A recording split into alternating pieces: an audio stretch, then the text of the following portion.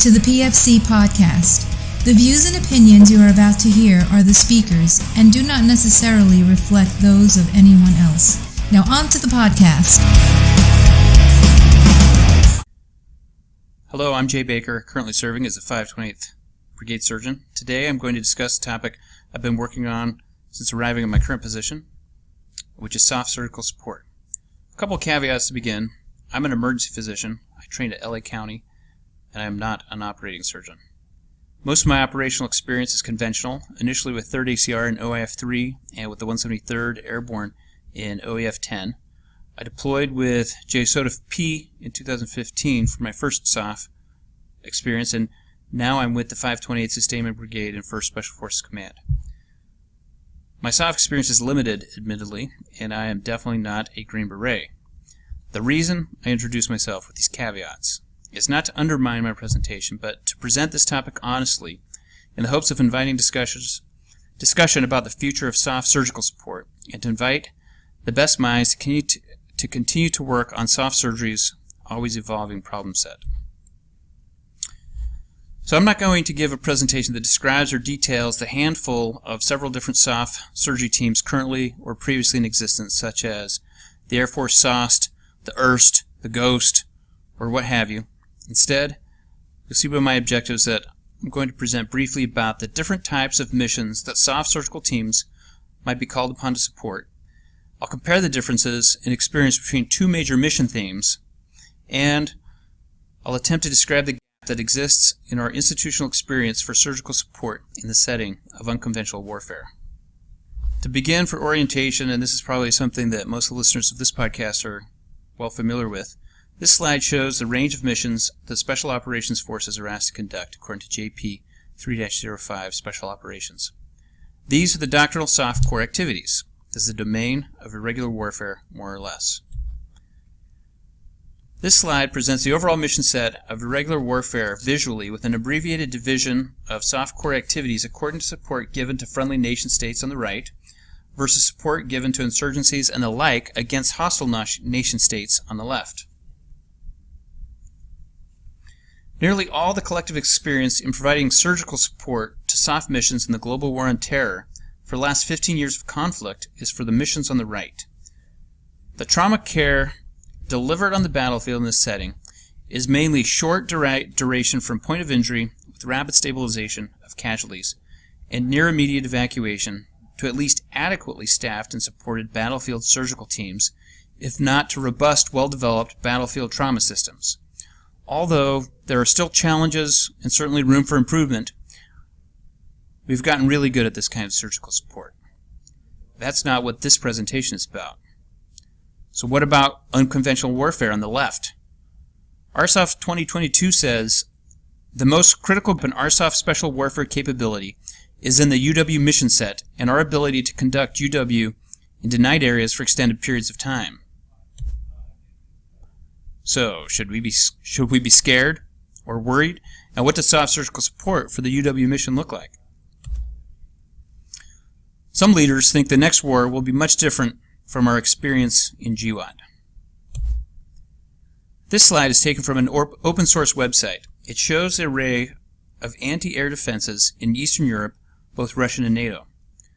What if the next war is with a peer competitor, and we don't enjoy the air dominance we've taken for granted for the last 15 years?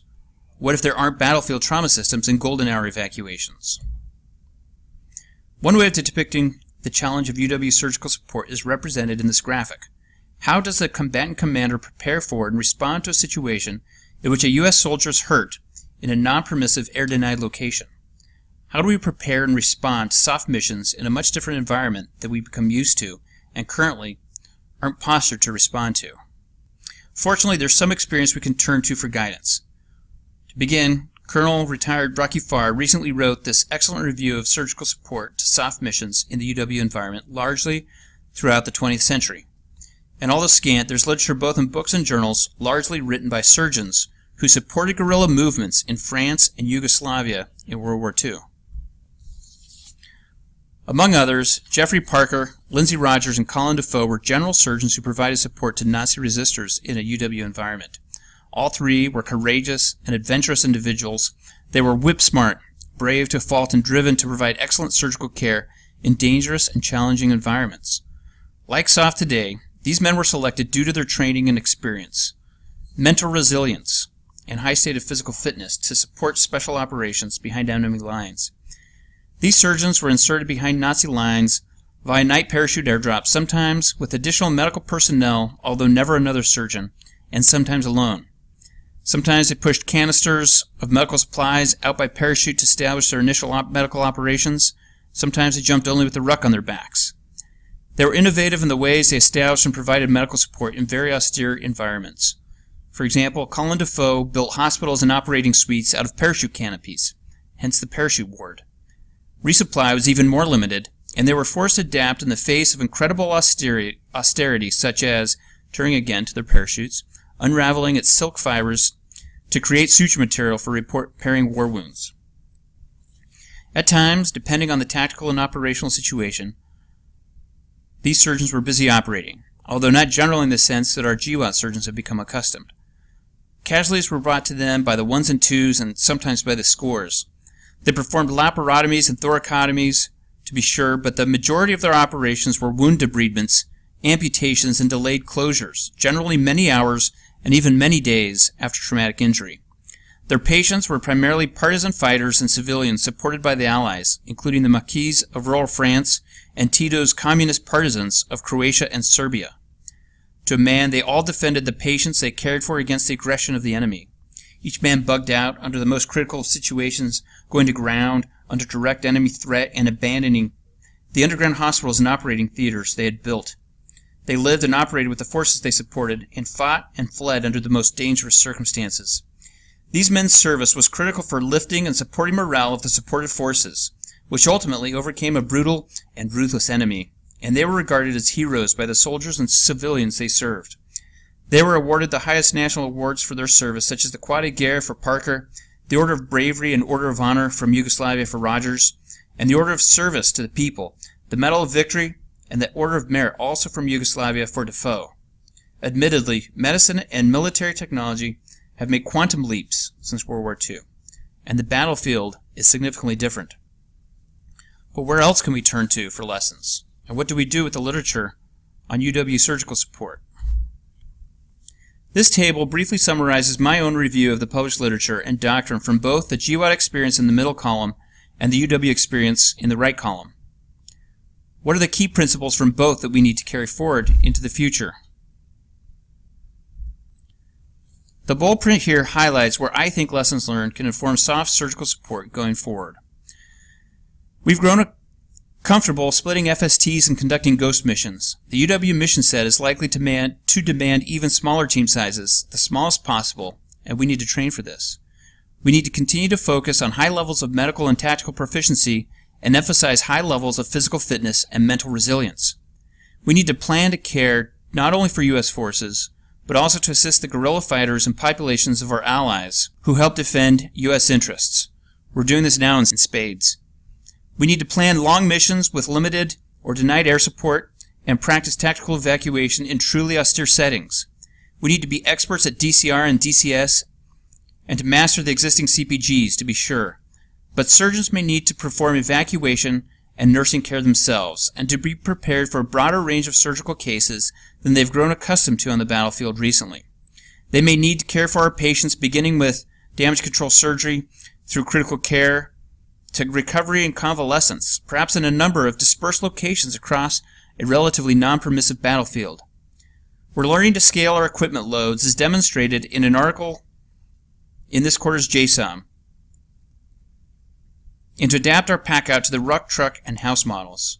We need to figure out what exactly is the bare minimum for equipping and train to do more with less. Resupply in the UW environment is an especially vexing problem. The surgeons in World War II improvised locally, raided enemy hospitals, and lived by parachute resupply. What other options can we develop? For example, can 3D printers make the surgical instruments we need far forward? And can they print pharmaceuticals we need as well? The bottom line with this table is there are lessons learned across many decades that we must turn to as we prepare to provide surgical support across a full range of SOF core activities and fill the gaps. we need to think hard about how to provide surgical support in more difficult environments than we've grown accustomed to. We don't know what the next fight is going to look like exactly, but the classic fallacy through U.S. military history has been to prepare for the last war, not the next war. And what about this one? Are we prepared to provide soft surgical support in a CBRN environment? And are we really ready to take surgery wherever SOF operates? One effort that's gained traction in recent years is the growing grassroots initiative of prolonged field care, where this podcast is being recorded.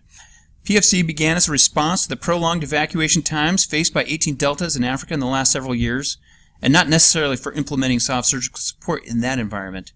However, it represents the important recognition that the highly mature GWAT theater is far from the only domain of SOF.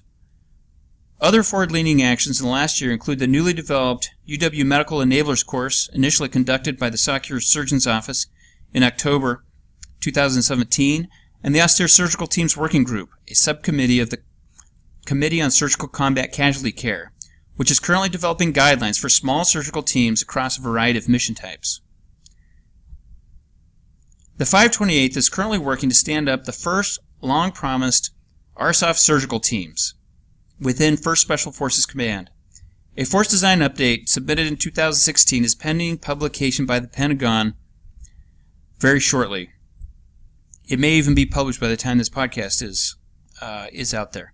We anticipate building 2 RSOF forward resuscitative surgical teams beginning next summer in 2018 and deploying them as separate units of action of 10 personnel each, similar in size and composition to MedCom IRSTs of the last several years. This slide represents our current concept for scalability of this forthcoming surgical asset with estimates of initial capabilities detailed below each team model. In addition to the doctoral surgical and resuscitative teams from ST 4-02.25 for resuscitative surgical teams, we've imagined a soft surgical team model that can be employed down to the smallest team element possible, depending on mission requirements. This model enables RSOF surgical teams to be responsive and adaptable in the relatively enabling environment of GWAT, where SOF will remain engaged for the foreseeable future. It also begins to prepare for the more challenging mission set of providing soft surgical support in the UW environment. Our training will include emphasis on interoperability with other SOF elements and survivability in austere environments. Our teams will train and provide damage control resuscitation and surgery in accordance with the JTS CPGs and other best practices. Beyond this, we will need to expand our training and experience to caring for critical patients over longer periods of time and to perform time and labor-intensive tactical evacuations while providing high-quality, innovative care in challenging settings with limited supplies, and to develop innovative solutions to resupply challenges.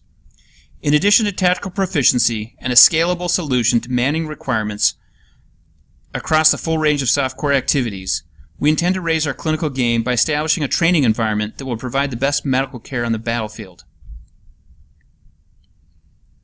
A key point of our plan to raise the bar for soft surgical support is to embed our physicians and nurses at Grady Hospital in Atlanta and Carolinas Medical Center in Charlotte in accordance with the requirements of NDAA 2017.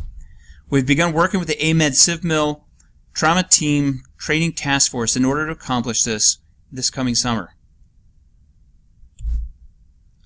In summary, SOF core activities are far greater than our recent collective experience of the last 15 years. We must do more to prepare to provide surgical support to the broader range of SOF core activities encompassing irregular warfare. Second, there is at least some literature and experience that we can turn to begin our preparations. This has begun. I would recommend anyone who is interested in this problem set to read Colonel Retired Farr's excellent report, which is free for download on the internet. I am also happy to send you a PDF if you contact me. Last, we're getting after this concept and problem set in the 528th. Coming experiences will test, prove, and maybe break our concepts, and certainly new concepts will follow. This is always the way of the American military, and no less the way of soft medicine. If this interests anyone, please contact me if you'd like to discuss these ideas, or to learn more if you're interested in joining our organization next summer or at some time in the future. That's all I have. Thank you very much. What I guess what kind of qualifications are you looking for other than a physician or anesthetist or? Right. So the FRST manning is going to begin in the surgical teams with the general surgeon, a CRNA. FRSTs are coded for an orthopedic surgeon, but we plan to replace those with a surgical PA for a couple of reasons. One, we think that surgical PAs will be better assists in the abdomen than orthopedic surgeons, according to the surgeons we've talked with. Also, we are looking to recruit SOF qualified PAs or PAs with SOF experience to be the team leaders of these units of action. Additionally, these organizations are going to have an emergency physician, an emergency nurse, and a critical care nurse. And last, but not least, certainly, these organizations will be manned with 3 special operations combat medics in each 10 PACS team.